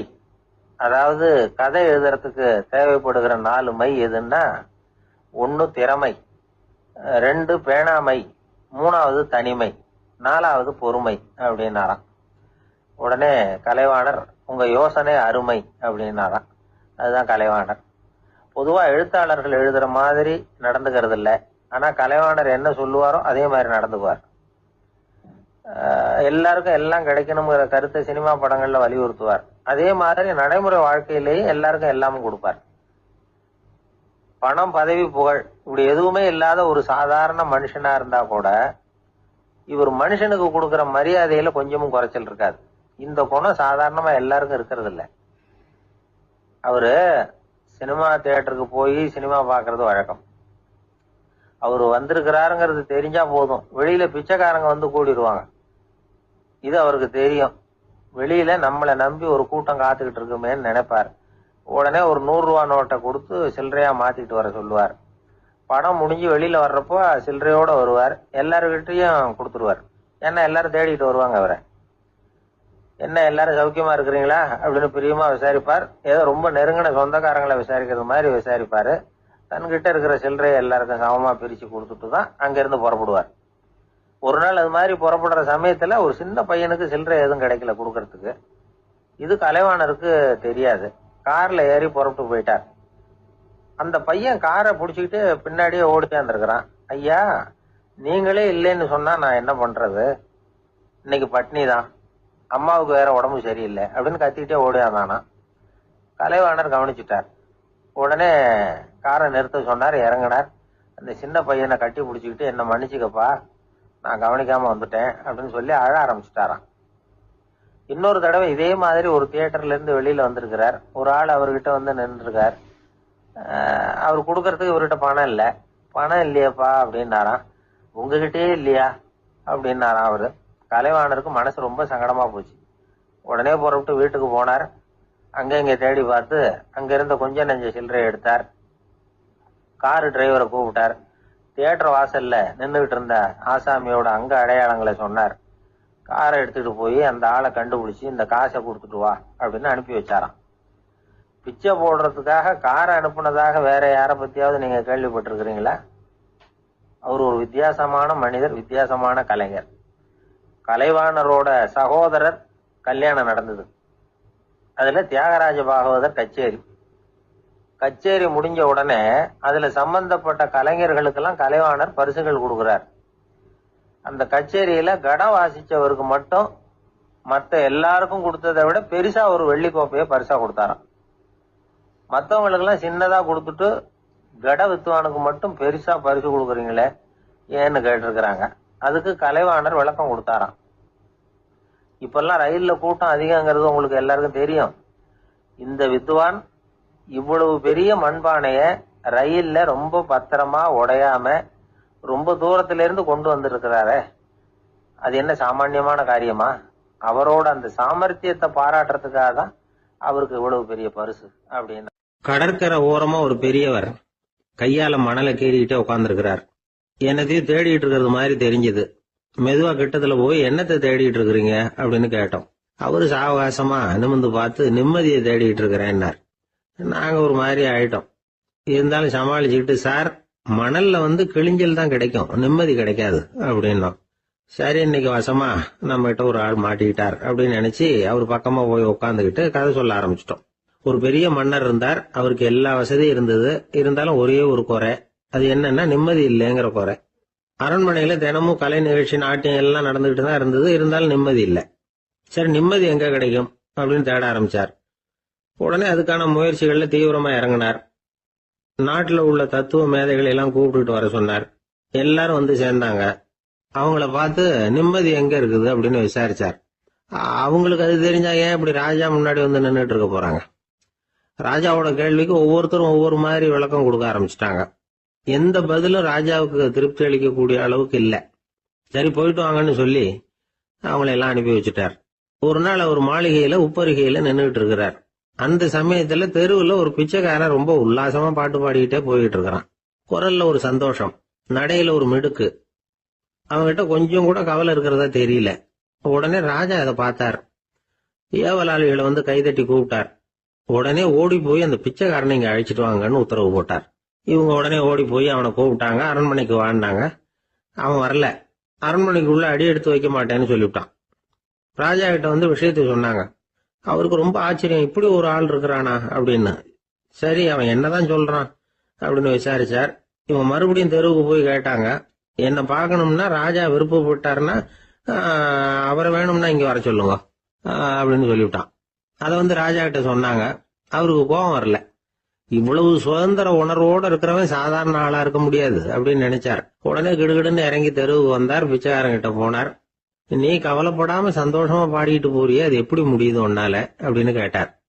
ஏன் அப்படி கேக்குறீங்கன்னா, அதுக்கு இல்ல, எனக்கு அரண்மனையில எவ்வளவோ சுகபோகங்கள்லாம் இருக்கு, இருந்தாலும் நிம்மதி இல்ல. இது ஏன்னு எனக்கு தெரியல. இந்த தேசத்துல உள்ள அறிஞர்களை எல்லாம் கூப்பிட்டு கேட்டு பார்த்துட்டேன், அவங்களுக்கும் தெரியல. உன்னை கேட்டா தெரியும்னு நினைச்சேன். அதனாலதான் சந்திக்கிறதுக்கு ஆசைப்பட்டேன். ஆனா நீ வரமாட்டேன்னு விட்டியே அப்படின்னார். பிச்சைக்காரன் கடகடன்னு சிரிக்க ஆரம்பிச்சுட்டான். மகிழ்ச்சிக்கும் உங்களுக்கும் தடையா இருக்கிறது இந்த மாளிகை தான். இதை விட்டுட்டு வெளியில வந்துட்டா நிம்மதி தேடிட்டு வந்துரும்னா. நான் அரசன், எனக்குன்னு கடமைகள் இருக்கு, அதையெல்லாம் விட்டுட்டு எப்படி வர முடியும்னார் ராஜா. ரெண்டும் ஒரே நேரத்துல கிடைக்கணுங்கிறது முடியாத காரியம். உங்க சுகபோகத்துக்கு விலையாதான் உங்க நிம்மதியை கொடுத்துக்கிட்டு இருக்கிறீங்க. என்ன பாருங்க, என்கிட்ட எதுவும் இல்ல, அதனால எதுவும் போயிடுமோங்கிற பயமும் இல்ல, நிம்மதியா இருக்கிறேன் அப்படின்னா அவன். ராஜா உடனே சந்தோஷப்பட்டு தன்னுடைய மேலங்கியை எடுத்து அவனுக்கு பரிசா கொடுத்தாரான். அவன் சிரிச்சுக்கிட்டே அதை வாங்க மாட்டேன்னு விட்டானான். இதை நீங்க எனக்கு கொடுக்கறதுனால எந்த பயனும் இல்ல, அதே நேரத்துல அதை வாங்கிட்டேன்னா அடுத்த வினாடியிலிருந்து அதை எப்படி காப்பாத்துறதுங்கிற கவலை எனக்கு வந்து சேர்ந்துரும், அப்புறம் தூக்கம் வராது, நிம்மதி போயிடும் அப்படின்னானா. சொல்லிவிட்டு அவன் பாட்டுக்கு சந்தோஷமா பாடிட்டே போயிட்டான். நிம்மதி எங்க இருக்குங்கிறதையும் ராஜா தெரிஞ்சுக்கிட்டார். அந்த இடத்துக்கு தன்னால போக முடியாதுங்கிறதையும் அவர் புரிஞ்சுக்கிட்டார். இப்படி இந்த கதைய அந்த கடற்கரையில மணலை கீறிக்கிட்டே உட்கார்ந்துருந்தார அந்த பெரியவர்கிட்ட சொல்லி முடிச்சோம். அவர் முகத்துல ஒரு தெளிவு தெரிஞ்சது. எங்களை நிமிர்ந்து பார்த்தார்.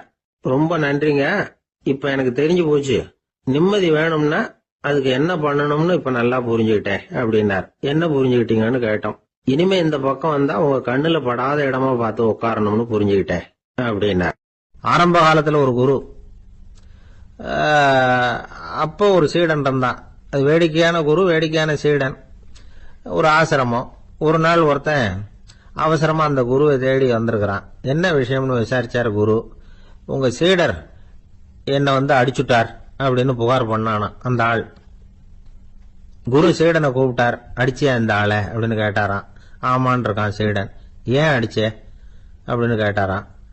இந்த ஆள் உங்களை பத்தி மட்டமா பேசிவிட்டான், என்னால அதை தாங்கிக்க முடியல, அதனாலதான் அடிச்சுட்டேன் இருக்கான். அப்படி என்ன பேசினா அப்படின்னு கேட்டாராம். உன்னுடைய குருநாதர் இப்பெல்லாம் அர்த்தமில்லாம பேச ஆரம்பிச்சுட்டார் அப்படின்னு சொல்லிவிட்டான், அதனாலதான் அடிச்சுட்டேன் அப்படின்னானா. அதுக்காக அடிச்சே அப்படின்னாராம். நான் அதுக்காக அடிக்கல குருவே, இப்பெல்லாம் நீங்க அர்த்தம் இல்லாம பேசுறதாக அவன் சொல்றான், அப்படின்னா இதுவரைக்கும் நீங்க அர்த்தத்தோட பேசினதாகத்தானே அர்த்தம், அது தப்பு தானே, அதனாலதான் அடிச்சேன் அப்படின்னானா. ஒரு பெரியவர் உட்கார்ந்து இருக்கிறார். அவரை சுத்தி அவருடைய தோழர்கள் உட்கார்ந்து இருக்கிறாங்க. ஏதோ ஒரு முக்கியமான செய்தியை அவர் அவங்களுக்கு சொல்லிட்டு இருக்கிறார். அவங்களும் ஆர்வமா கேட்டுக்கிட்டு இருக்கிறாங்க. இந்த சமயத்துல யாரோ ஒரு ஆள் வேகமா அங்க வர்றார். வர்ற வேகத்திலேயே எனக்கு ஏதாவது உதவி செய்யுங்க அப்படின்னு கேட்டுக்கிட்டே வர்றார். கேட்கறது உதவி, ஆனா குரல் மிரட்டுறது மாதிரி இருக்கு, அதட்டி கேட்கறது மாதிரி இருக்கு. இத கேட்டது அந்த பெரியவர் ஆத்திரப்படல, ஆனா அவரை சுத்தி இருந்தவங்க ஆத்திரப்பட்டாங்க. இத பெரியவர் கவனிச்சார். கொஞ்சம் அமைதியா இருங்கன்னார். வந்தவரை கூப்பிட்டார். அவருக்கு சில பொருள்களை கொடுத்தார். என்னங்க இப்போ உங்களுக்கு மகிழ்ச்சி தானே அப்படின்னார். அப்படின்னு அலட்சியமா அவர் சொல்றார். நான் உங்களை நல்ல முறையில நடத்தினா அப்படின்னு கேட்கிறாரு அவர் மறுபடியும். அதெல்லாம் ஒண்ணும் இல்ல அப்படின்னு சொல்லி அவரு சொல்லிட்டு இருக்கிறாரு. குரல்ல கடுமை குறையில. சுத்தி இருந்தவங்களால இதை பொறுத்துக்க முடியல. கோபத்தோடு அவரை நோக்கி நெருங்க ஆரம்பிச்சாங்க. பெரியவர் அவங்களை எல்லாம் தடுத்து நிறுத்தினார். வந்தவரை வாங்க என்னோட அப்படின்னு சொல்லி அழைச்சிட்டு போனார். வீட்டுக்கு போனார். அங்க போனதும் இன்னும் சில பொருள்களை எடுத்து அவர்கிட்ட கொடுத்தார். இப்ப திருப்தி தானே, நான் உங்ககிட்ட நல்ல முறையில நடந்துகிட்டேனா அப்படின்னார். அவர் முகம் இப்பதான் கொஞ்சம் மலர்ந்தது. ரொம்ப நன்றி, இறைவன் உங்க குடும்பத்துக்கு எல்லா நன்மைகளையும் செய்வான் அப்படின்னு சொன்னார். இதே வார்த்தைகளை என்னுடைய தோழர்கள் கிட்டே சொல்லிட்டீங்கன்னா அவங்க கோபம் தணிஞ்சிரும், வர முடியுமான்னார். கண்டிப்பா வர்றேன் அப்படின்னாரு. மறுநாள் காலையில அந்த இடத்துக்கு வந்தார். அதே மாதிரி சொல்லிவிட்டு அவர் போயிட்டார். தோழர்கள்லாம் ரொம்ப வியப்போட பெரியவரை பார்த்தாங்க. அந்த பெரியவர் தான் நபிகள் நாயகம். அவர் சொன்னார், ஒருத்தன் ரொம்ப ஆசையா ஒரு ஒட்டகத்தை வளர்த்துக்கிட்டு வந்தான். ஒரு நாள் அந்த ஒட்டகம் கயத்தை அறுத்துக்கிட்டு ஓடி போயிட்டுது. அக்கம் பக்கத்தில் இருக்கிறவங்க எல்லாம் அந்த ஒட்டகத்தை பிடிக்கிறதுக்கு முயற்சி பண்ணாங்க. அதை துரத்திட்டு ஓடினாங்க. ஒட்டகம் தாறுமாறா ஓட ஆரம்பிச்சது. இந்த சமயத்துல ஒட்டகத்தை வளர்த்தவன் அங்க ஓடி வந்தான். நீங்க அதை ஒண்ணும் செய்ய வேணாம், விட்டுருங்க, அதோட சுபாவம் எனக்கு நல்லா தெரியும், அதை சுலபமா என்னோட வழிக்கு கொண்டுட்டு வந்துட முடியும், நான் பாத்துக்கிறேன், விட்டுருங்க அப்படின்னா. எல்லாரும் விலகி போயிட்டாங்க. இவன் என்ன செஞ்சான் தெரியுமா? கொஞ்சம் புல்ல கையில எடுத்துக்கிட்டு அந்த ஒட்டகத்தை நெருங்கினா, அவ்வளவுதான். அது ஓடி இவன் காலடியில உட்காந்துக்கிட்டது. செல்லமா அதை அப்படியே தடவி கொடுத்தான். முதுகுல ஏறி உட்காந்துக்கிட்டான். அது பாட்டுக்கு சாதுவா நடந்து போகுது. இந்த கதையை நபிகள் நாயகம் தம்முடைய தோழர்களுக்கு சொல்றார். ஒட்டகத்தை மட்டும் இல்ல, சில மனிதர்களையும் கூட சில விதத்துல அணுகிதான் அவர்களை சீர்திருத்த வேண்டியிருக்குது அப்படிங்கறத அவங்களுக்கு உணர்த்தினார். இது ஒரு அழகான உளவியல் அணுகுமுறை. சில குடும்ப தலைவர்கள் கூட இந்த ஒட்டகம் மாதிரி நடந்துகிறது உண்டு, அப்புறம் அடங்கி போறதும் உண்டு. ஒரு குடும்ப தலைவர் காலையில எழுந்திரிச்சதுல இருந்து சத்தம் போட்டு கத்திக்கிட்டு இருப்பார். பக்கத்துல இருந்தவங்கலாம் ஓடி போய் சமாதானம் பண்ணி பார்த்தாங்க. அவர் ஓயறது மாதிரி தெரியல. கடைசியில் அவர் மனைவி வந்தாங்க. நீங்க எல்லாம் விலகி போயிடுங்க, அவரு சுபாவம் எனக்கு தெரியும், நான் பாத்துக்கிறேன் அப்படின்னாங்க. சரின்னு எல்லாரும் போயிட்டாங்க. சாயந்தரமா பாக்குறாங்க, அவர் சத்தம் இல்லாம ஒரு மூலையில் உட்காந்துருக்கிறார். ரொம்ப சாதுவா. ஆச்சரியமா இருந்தது. என்னம்மா பண்ணீங்கன்னு கேட்டாங்க. அது ஒண்ணும் இல்லைங்க, ஒரு வேளை சாப்பாட்டை நிறுத்தினேன், பட்னி போட்டேன், அவ்வளவுதான் அப்படின்னா. ஒரு ஆளு வேகமா நடந்து போய்கிட்டு இருந்தான். அவன் வேகமா நடக்கிறதுக்கு காரணம் வெயில் காலம், காலில் செருப்பு இல்லை, மணல் பாதை, அதுதான் வேகம். காலில் செருப்பும் இல்லாம கையில குடையும் இல்லாம அந்த ஆளு வெயில்ல நடந்து போய்கிட்டு இருக்கிறான். அந்த சமயத்துல இன்னொருத்தன் குதிரை மேல ஏறி அந்த வழியா வந்துகிட்டு இருக்கிறான். அவன் காலில் செருப்பும் இருந்தது, கையில குடையும் இருந்தது. நடந்து போய்கிட்டு இருந்தவன் அந்த குதிரை ஆசாமியை பார்த்து கேட்டான், ஐயா, நீங்களும் குதிரை மேல உட்காந்துக்கிட்டு போய்கிட்டு இருக்கிறீங்க, அப்படி இருக்கிறப்போ உங்களுக்கு அந்த செருப்பு என்னத்துக்கு? அதை எனக்கு கொடுத்து உதவலாமே அப்படின்னா. குதிரை மேல உட்காந்துருந்தவன் யோசனை பண்ணி பார்த்தான். இவன் சொல்றது நியாயம்தானே அப்படின்னு சொல்லி தன்னுடைய செருப்பை கழட்டி அந்த வழிபோக்கனுக்கு கொடுத்துட்டான். ரொம்ப நல்லதுங்க அப்படின்னு சொல்லி இவன் அதை வாங்கி காலில் மாட்டிக்கிட்டான். அதுக்கப்புறம் மறுபடியும் ஆரம்பிச்சான், ஐயா, நீங்க குதிரையில போறதுனால போக வேண்டிய இடத்துக்கு வேகமா போய் சேர்ந்துருவீங்க, அதனால உங்க கையில் அந்த குடை என்னத்துக்கு? நான் நடந்து போயிட்டு இருக்கிறவன், ரொம்ப நேரம் நடக்க வேண்டியிருக்கும் இந்த வெயில்ல, அதனால அந்த குடையையும் எனக்கு கொடுங்களேன் அப்படின்னா. குதிரை வீரன் யோசனை பண்ணி பார்த்தான். இதுவும் நியாயம்தானே அப்படின்னு அவனுக்கு தோணுச்சு. உடனே இறக்கப்பட்டு தன் காலில் இருந்த செருப்பை கொடுத்தது மாதிரியே தன் கையில் இருந்த கொடையையும் இவங்கிட்ட கொடுத்துட்டான். அதுக்கப்புறம் அவன் நிம்மதியா புறப்பட்டான். இப்ப மறுபடியும் கை தட்டி அவனை நிறுத்தினான். கீழே நின்றுட்டு இருந்தவன், என்னப்பா, ஏன் என்ன நிறுத்தின? இன்னும் ஏதாவது வேணுமா உனக்கு அப்படின்னா குதிரையில இருந்தவன். இவன் மெதுவா வாயை திறந்து, அந்த குதிரையையும் என்கிட்ட கொடுத்துருங்களேன்னா. அந்த குதிரை வீரன் இப்போ ஒரு கணம் யோசனை பண்ணி பார்த்தான். உடனே என்ன பண்ணான் தெரியுமா? தன்கிட்ட இருந்த குதிரை சவுக்கை எடுத்தான். குதிரை சவுக்கால அந்த ஆளை வாங்குவாங்கன்னு வீசி தள்ளிவிட்டான். இவ்வளவு சவுக்கடியும் வாங்கிக்கிட்டு இந்த ஆள் என்ன பண்ணான் தெரியுமா? சிரிக்கிறான். அடி வாங்கிட்டு யாராவது சிரிப்பாங்களா? குதிரை வீரனுக்கு ஒன்றும் புரியல. என்னப்பா அது, ஏன் இப்படி அடி வாங்கிட்டு இப்படி சிரிக்கிறியே அப்படின்னு கேட்டான். இப்ப அந்த வழிபோக்கன் சொல்றான், ஐயா, நான் இப்படி சிரிக்கிறதுக்கு காரணம் இருக்கு.